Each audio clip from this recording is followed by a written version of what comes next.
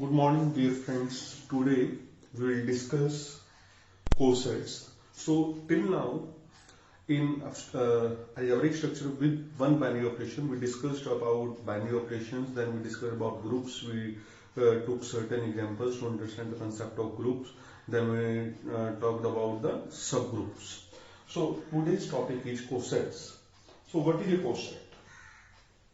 So, let H be a subgroup of a group G under the operation star. So we will define the two types of cosets. One is left coset, another is right cosets.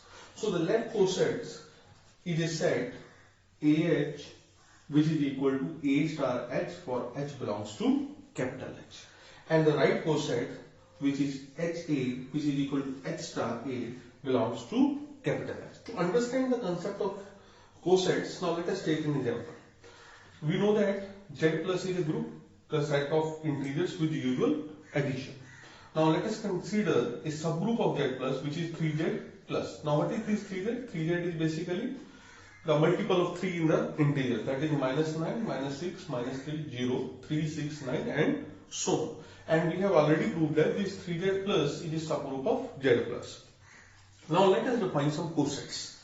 So the first coset is, we defined is 3 plus H. Means by definition what we will do, we will take one element of H and we will add 3 in that. So minus 9 plus 3 minus 6, minus 6 plus 3 minus 3, and because it is left coset, so this minus 6 is basically 3 plus minus 9, this minus 3 is 3 plus minus 3 and so on. So we'll get this particular set. Now let's suppose this is the right. Now let's take the right coset. Same H plus 3. Now here this minus 6 is minus 9 plus 3. Similarly minus 3 plus 3 and so on. Oh sorry, it's minus 6. Minus 6 plus 3 and so on. Let's take another coset, that is H plus 1. So what it will become? It will become minus 9 plus 1, minus 6 plus 1, minus 3 plus 1, 0 plus 1 and so on. So it means the left coset will be formed when we add A from the left side, or we apply the A from the left side, and right means when we take A from the right hand side. And one important observation is, if we see these two are same. 3 plus H and H plus 3 are same, but it is not always true. So in general, A plus AH and HA, these both are not equal. They becomes equal if capital G is a abelian group. Here this Z plus is a abelian group, that's why its left coset is equal to the right coset. Another important observation, this AH is subset of G and this HA is also subset of G. Why? Because H is a subgroup, A belongs to G, so by the closure property whatever element we will get in this particular set, that must be a part of capital G. Another observation from here, we can see that this 3 plus H is disjoint, this H plus 3 is disjoint from H plus 1. There is no common element between these two sets. So now we will, in next one or two theorems, we will prove that either two cosets are equal or they are disjoint. But when we talk about cosets, it means either we are taking the left cosets only or we are taking about the right cosets only. Another definition, important definition, is the index of H in G. So the number of distinct left cosets of H in G is called the index of H in G, and this is represented by this number. So let's start doing some basic results of a coset. The first result which we will discuss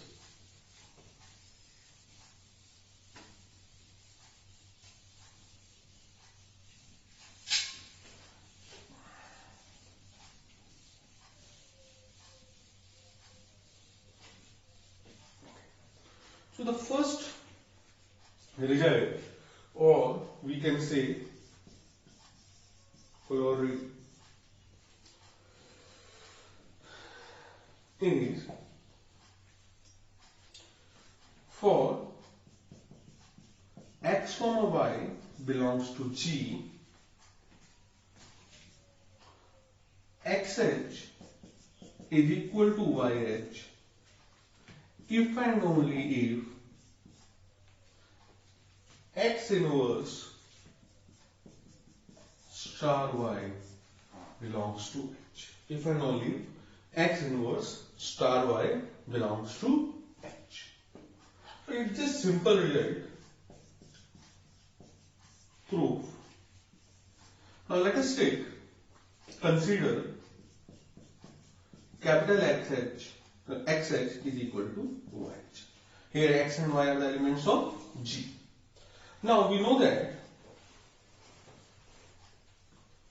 X is a group, so G is a group. So as X belongs to G and G is a group, it means X inverse also belongs to G. So what we will do, we will multiply this expression with X inverse. So X inverse XH is equal to X inverse YH. हम यहाँ पर operator नहीं लिख रहे, we can write here star also. In that case we have to write here also star.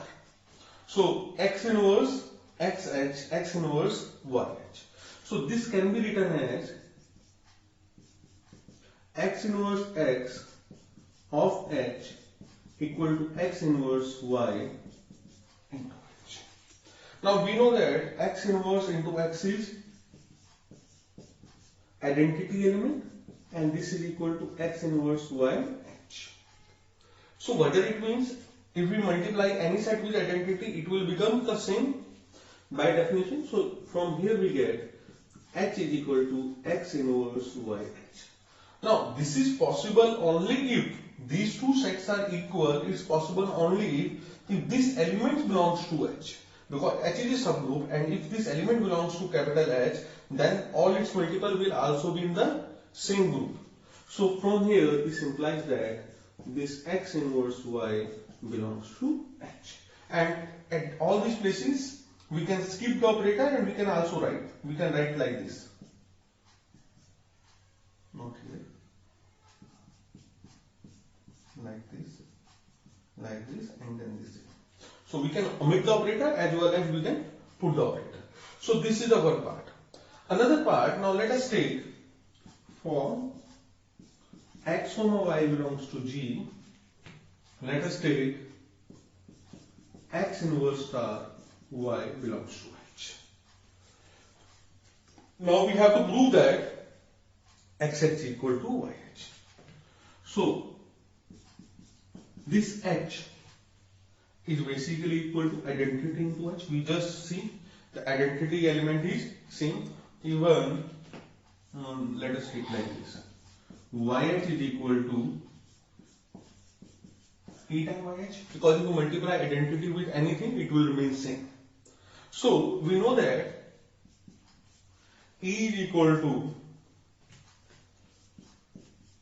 X into X inverse YH, which can be written as X inverse Y H, and we know that this X inverse Y belongs to H. So X inverse Y into H, this whole should be equal to capital H. So this implies this is equal to XH. So proof on both sides. If this is equal, then this implies this, and if this is, then this implies this thing. Now the next result, which is important one, is either two cosets are identical or they are disjoint. So the next result is very important, that is, which says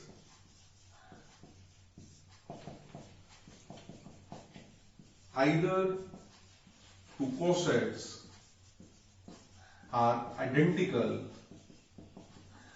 or disjoint. It means there is nothing common between the two cosets. Either two cosets are same or there is nothing common between the two cosets. So, in other words, we can say, prove that either AH is equal to BH or AH intersection BH is empty. Naturally, here this A and B belongs to G. So proof. So let's consider this AH is not equal to BH. We are not saying. And AH intersection BH is not. What we have taken? We consider that these both are not same and their intersection is also non-empty. Now let us take, if they are not empty, it means there is some x which belongs to AH intersection BH. So this implies that x belongs to AH and x also belongs to BH. So what does it imply? By the definition of cosets, x should be equal to some AH1 and from here x should be equal to some BH2. Here H1 and H2 belongs to capital H.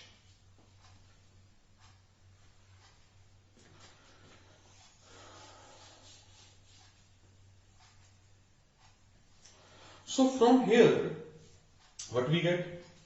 We get that AH1 is equal to BH2.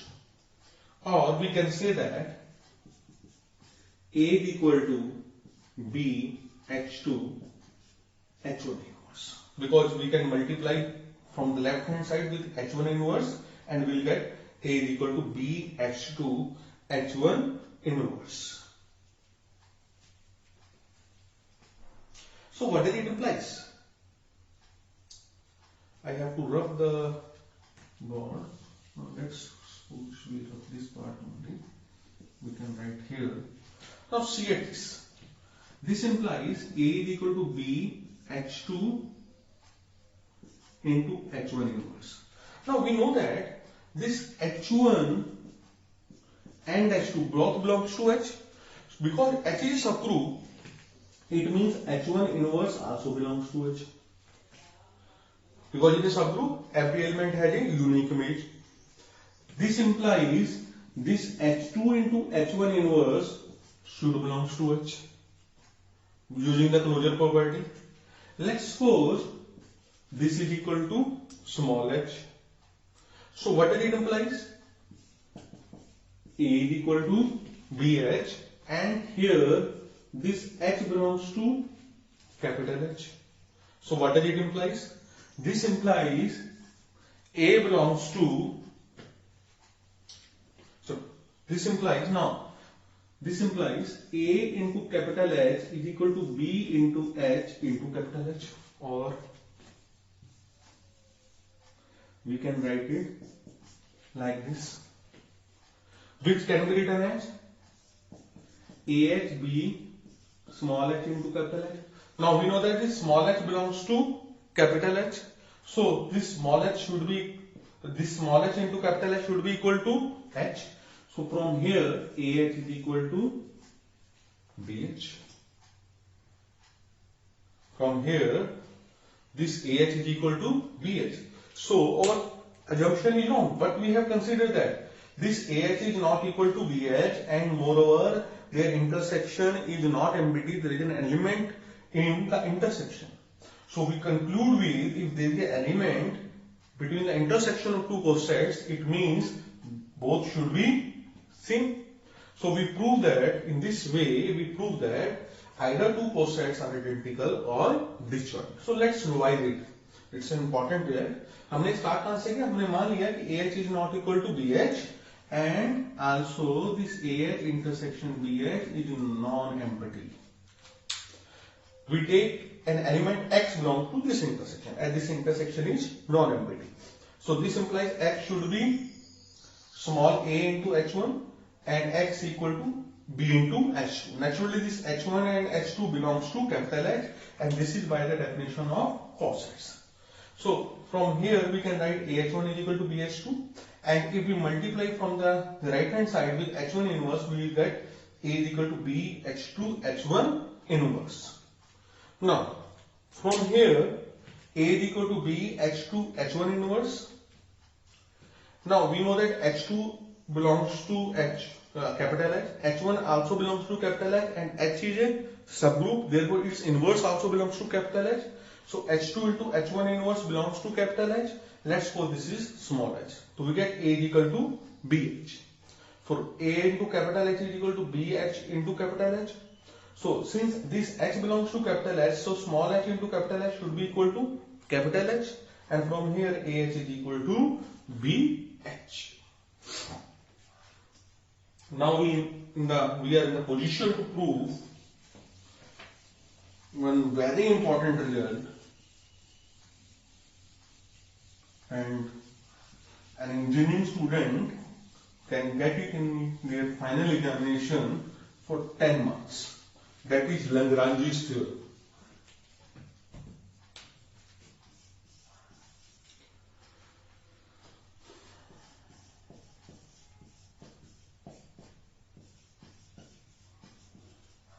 Lagrange's theorem.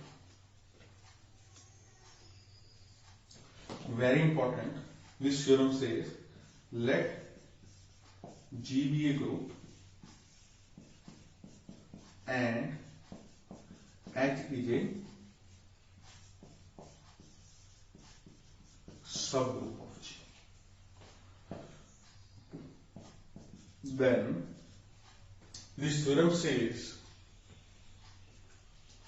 the order of H divides the order of G.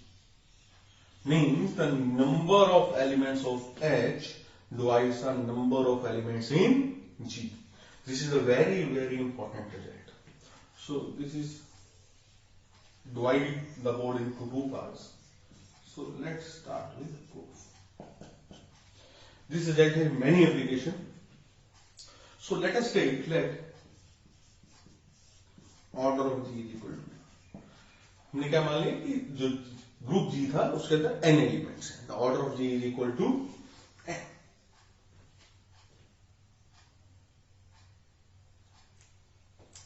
So we use the concepts of cosets to prove the Lagrange's theorem. Now we know that for all A belongs to G, we can define a coset. Let's suppose we write it left or right, does not matter. Let's suppose write in H. So for all A belongs to G, we can define a coset of coset. Let's suppose say right in H. We also know that we just proved that two cosets are either identical or disjoint. They are either identical or disjoint. So from these two, what we want to conclude that the number of elements in G are n, and we are defining the cosets of H in G with respect to each element of G. So the number of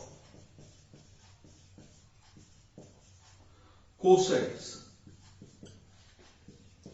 of H in G, let's suppose it is equal to T. तो यहां से क्या बात है, G में कितने elements हैं n. So it means कितने cosets होने चाहिए? N cosets, maximum N cosets हो सकते हैं. And we also know that either two cosets are identical or they are disjoint. So this P should be less than or equal to N. If few cosets are identical, it means their number should be less than or equal to N. So from here, what we can conclude that this set G can be written as HA1 union HA2 union HA2.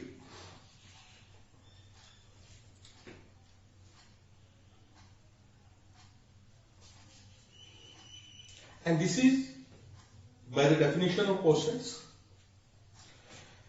Or we can say that the order of G is equal to, because they are all disjoint, the order of G is equal to order of HA1 plus order of HA2 plus order of HA3. Now further we know that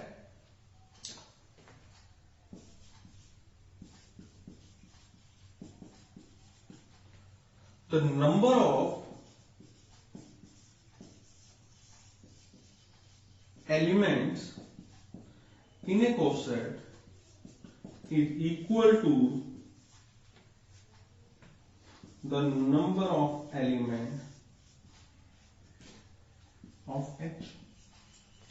It means order of H of A1 is equal to order of H of A2 is equal to order of H of AT is equal to order of H. So what this implies? This implies the order of G is equal to P times order of H. What does it implies? It implies that the order of H divides order of G. So this is the result of the Lagrange theorem. This theorem is very important, as well as applications are very important. So we prove that if G is a group and H is a subgroup, then the order of the subgroup divides the order of a group. Now let us take a direct result of that application of Lagrange theorem.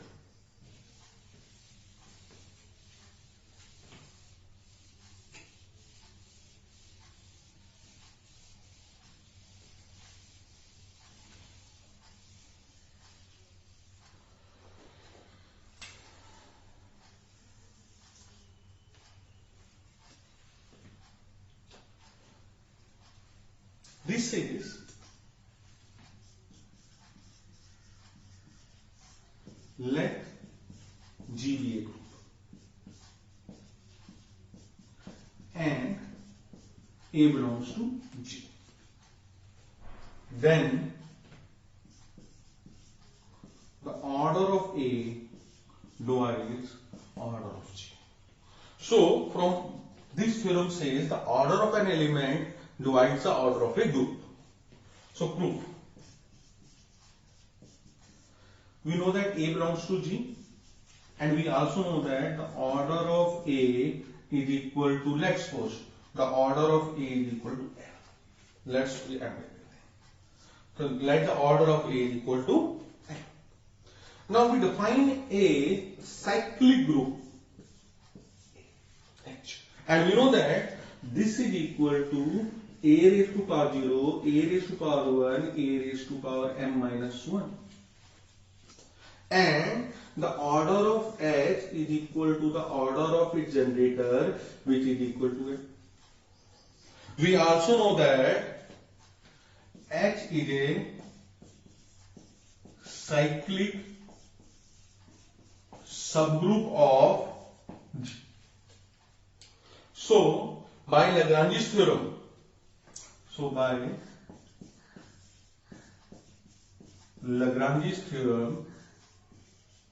the order of H divides the order of G, and we know that the order of H is equal to M, which is the order of its generator. So this implies the order of element A divides the order of G. Order of A divides the order of G.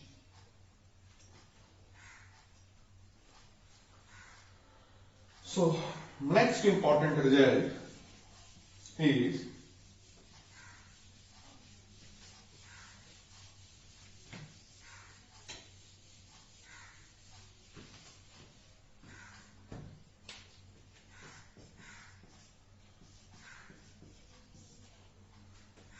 let G be a group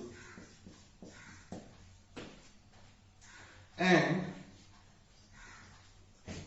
order of G is equal to P and P is a prime. P is a prime number. So what do you want to prove that? Prove that G is a cyclic group. First thing. Second thing. Any element of G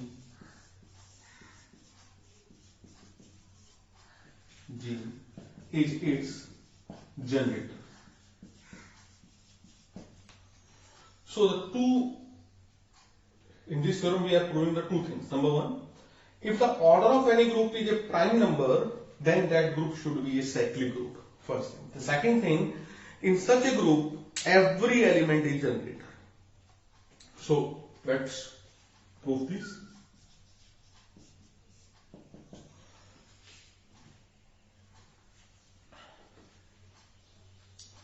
Let again the order of G is equal to P, prime number. Now let us take A belongs to G. Naturally G is non-empty, so we can take any element A belongs to G. And we also take that this A is not an identity element. This A is not an identity element. Now, similar to last question, now let us define a subgroup H which is generated by A. A cyclic subgroup generated by A belongs to G. So we know that by Lagrange's theorem, order of a subgroup divides the order of a group, and the order of G is a prime. So we know that the prime number can be divided by either one or the same number. So what does it imply? This implies the order of H is either 1 or order of H is equal to P. If order of H is equal to 1, this implies H should be equal to identity only, which is not a case because A is not identity element. And order of H is P, it implies H should be equal to G. So it means G is a cyclic group. Moreover, A is any arbitrary element of G. It implies every element of G can be a generator of G. So let's revise this result. Just 2-3 lines result. So first we take the order of G is equal to prime number. We take any element A belongs to G, which is not an identity element. Then we define a cyclic subgroup of G generated by A. Then by Lagrange's theorem, the order of H must divide the order of G. But the order of G is a prime number. So it means the order of H can be 1 or a prime number, because prime number can only divide itself, or 1 can divide a prime number. If order of H is 1, then H should be equal to identity only, which cannot be a case because A is not equal to identity. Therefore, and if order of H is equal to P, it means H should be equal to G. And H is a cyclic subgroup, it means G should be a cyclic subgroup, a cyclic group. Moreover, we have taken A as an arbitrary element which becomes the generator of G. It means we take any element of G, it becomes a generator of G. So this is the result. Now, another application, I think it is just sufficient. I think it's just sufficient. So for today, it's sufficient, and from here we complete the concept of cosines. Thank you.